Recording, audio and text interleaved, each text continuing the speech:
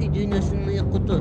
Бартадан Орхон, Алтай, Энисай, Ала тоо жердеген чоң кагылыштарды, күрөштөрдү далай кылым башынан кечирген эчен, албан, кыргын чабуулда күймөлөнгөн бабалар бийик сепил шаар курууга чамасы келбеди. Алар мекенин жолдон коргоп жүрүшүп, ат жалында маектей ушул обологон улуу сөз мунарасын эстелигин тургузушту.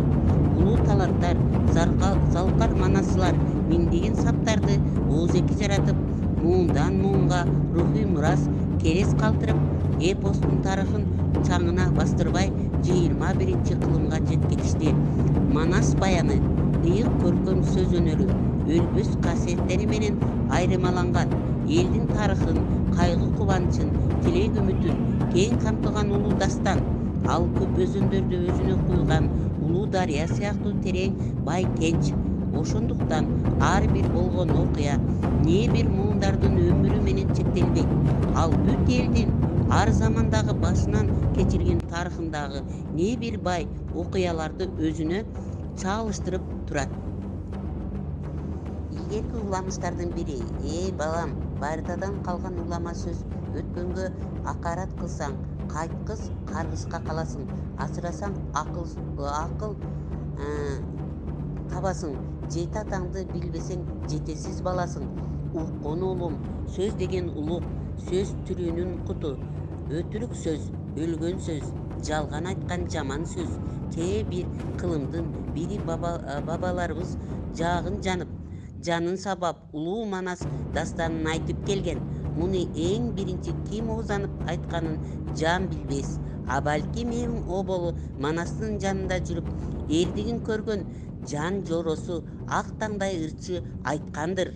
Же манастын окуясы Алайдын ортосунда, ой толголордун ташында алгач чегилгендир. Же балким чачырап мүңкүрөгөн калктын башын бириккенге, жыгылганын тургузганга, намысын, сүрүн, кудуретин ойготконго туу кылып, улуу көсөм баштап чыгаргандыр. Ал акыбетине кызыл тили кесилгендир. Жер безегендерди баштап чыгаргандыр. Не болсо да манастын өлбөс кусуру, касиети атадан балага, ооздон оозго, жүрөктөн жүрөккө өтүп, кылымдан кылымга өлбөй жашап келет. Кимисин айтпасын береги дастандын кыргыздын өмүрү, күйүт кайгысы, эрдиги, күрөшү, кыял үмүтү бар. Балам, уулунун сөзүн ыйык тут. Нечен кылымдардан бери бабаларыбыз осуятын, ата баянын тыңша. Улуу манасты билсең, ыйык теңир бабалардын арбагы колдойт.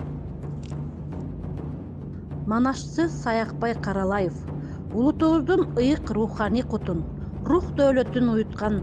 Ал Манас эпосунун айтуучусу да, жаратуучусу да болчу.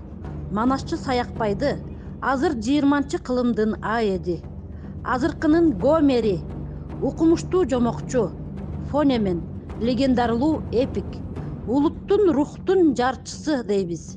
Сагынбай да, Саякбай да кайталангыс ал манасчылар эле.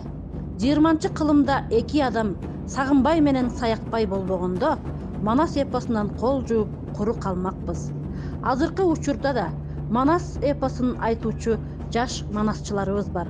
Атап кетсем, Асаналы Калил уулу, Нурбек Каныбек уулу, Нурсултан Иманбеков, Дөөлөт Сыдыков.